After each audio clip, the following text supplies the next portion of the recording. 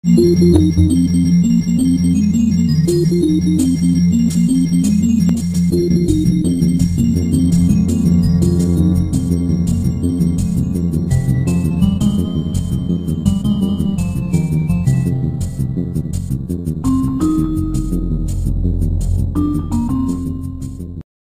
everyone, this is QBMask1234 being incredibly angry. Sorry. This is part 13 for Fire Emblem for 16-bit winner. Sorry, I'm kind of mad because I started a recording session, then I had to leave, then I started again, then I had to leave, then I do an honors app for college, then I had to leave, and then I had to come back. So, we're gonna try this again. This was originally live commentary.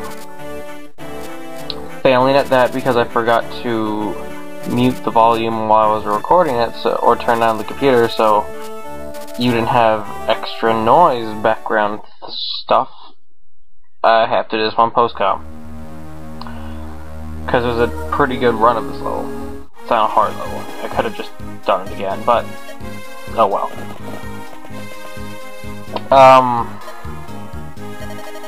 I'm going to have to apologize for the last part's recording glitch. I think the problem is if I record too long, the inbound recorder freaks out, like has a corruption meltdown. But let's get back into Fire Emblem here. Okay, I said this in the live commentary, but I'm gonna say it again because, yeah, 16-bit winter ends at the end of March. Hi, Uno. Uno's my cat. She's such a good kitty. But so by the end of March, I have like 20-something chapters left. I'm hoping to get this done by the end of March. Keyword hoping. If I can't, for some reason, I apologize. But yeah. Because 16-bit winter's almost over, after this LP is done, I actually recently, as in last Sunday, I got a capture card, and so I'll be able to capture console videos. So anyone who's watching this and has a specific request in mind that they want me to LP, leave it in the comments. I'm sorry I'm sounding so mad, but I am pretty angry right now. I apologize. But here's a really awesome thing in this level.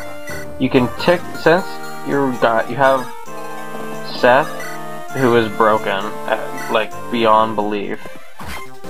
And then you have 3 sucky characters. You have Rebecca, a new archer. You have Lowen, a new cavalier. And you have Elwood, your new lord. Kitty, what are you doing? Kitty, stop that. But, since everyone here uses axes pretty much, besides the 2 archers, but the archers are like no problem. And then they give you freaking Dorcas, who I'm never going to use, and Barty, who I'm never going to use, because the game thinks they're good? I don't know, I've just never been a fan of the axe-only classes.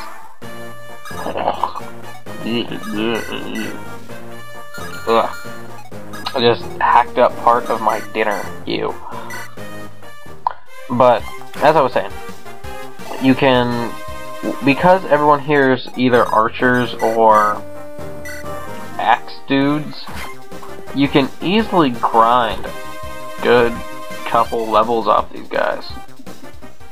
I recommend grinding Elwood because, not like that, but I recommend grinding Elwood because, what's the word I'm looking for? Elwood sucks. Like, seriously. He's horrible. Even his evolved Lord class, I forget what it's called, isn't that good. But, yeah, one other reason I'm sounding all monotony is because I'm kind of fighting off a cold. As you can tell, my sniffles, coughs, and hacking up stuff. I'm fighting off a cold, so I apologize.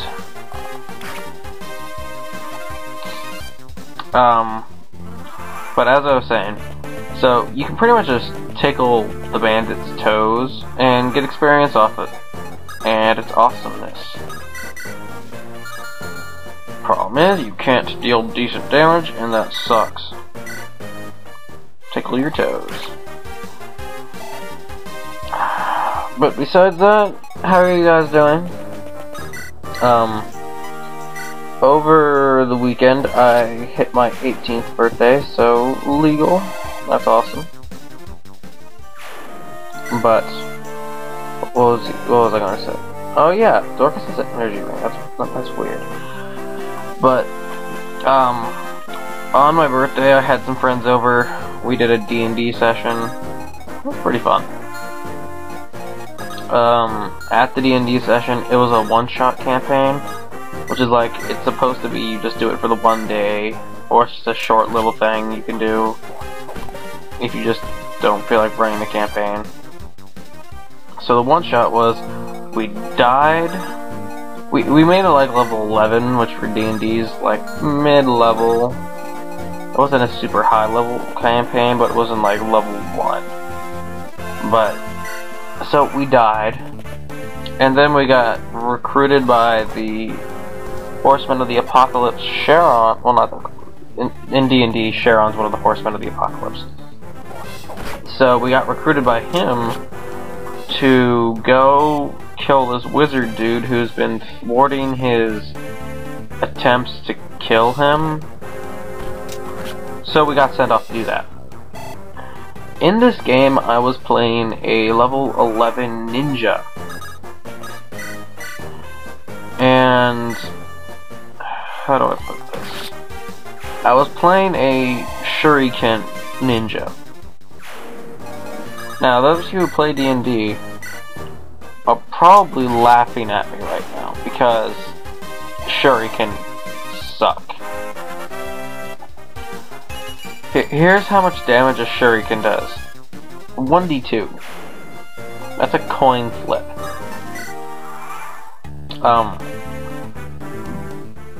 So, needless to say, my guy wasn't a huge powerhouse. But, he had a really... He had like... If he did his max, he had like 5 attacks. Which was way more than anyone else in the party. The rest of the party had like 2 or 3. And then, oh yeah, our party was comprised of a fighter slash barbarian, me the ninja, and then 3 spellcasters. So we walk into this place and get teleported into a trap. We make it past the trap, and then when we make it past the trap, we get into this room where there are a whole bunch of teleportation gates. These gates, it's kind of like a little mini gate labyrinth thing. So, doing my job as the party scout, I go ahead and go through the gates and figure out which ones are good and which ones are bad. I make it to the last one. I'm marking my track with extra shuriken so the rest of the party knows where to go. So, I make it to the last one, and I enter this giant, like, deserty cavern thingy, and I'm like, Okay, I stealthed in here. I have like a plus 33 to my stealth roll. I make it in there, and the DM says, my friend's DMing this, and my friend says, you hear a rumbling sound. I'm like, oh, that's not good. I turn around and leave. He says, no, you don't. As you turn around to go into the portal is surrounded by teeth. I'm like, what? So, the portal's surrounded by... The portal gets eaten by a giant worm. So, I'm by myself. And I'm like, okay, roll initiative? Which is like, turn order, and he's like, yeah, roll me initiative. I beat the giant worm. But, so, I chuck my shuriken at it, and my shuriken essentially just ping off it. And I'm like, great. I am so toast. 2 rounds later, the party actually makes it to the fight, and they're teleported into the worm's stomach, because that's where the portal is now. And they can hear my shrieks of pain because I've been grappled by this worm, and it's eating me. So we kill the worm eventually. I barely lived through the encounter, and I'm like, okay, this officially blows chunks because I'm getting wrecked. Sorry. Next room is this giant cathedral-like area. Okay, no problem. Giant cathedral. We go into the room. I hide behind the benches with an even better stealth check. And the rest of the party walks up to like the dais in the middle. And from on high descends this angel-looking thing. And the angel tells us, yeah, he killed the wizard, we can go home. And we're like, are you sure? And we all start trying to make sure this thing's actually an angel. I'm sense motivating like I'm checking to see if he's lying.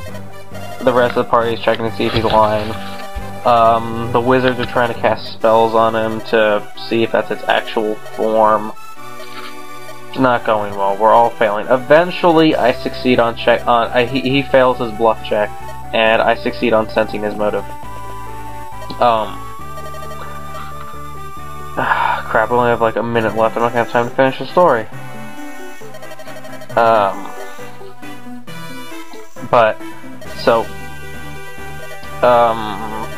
I'll finish the story next part. I might not remember what that part is. But now we wow, I wasn't paying attention to the game at all. But as you can see, Rebecca's joining our party for real because she wants to meet her brother.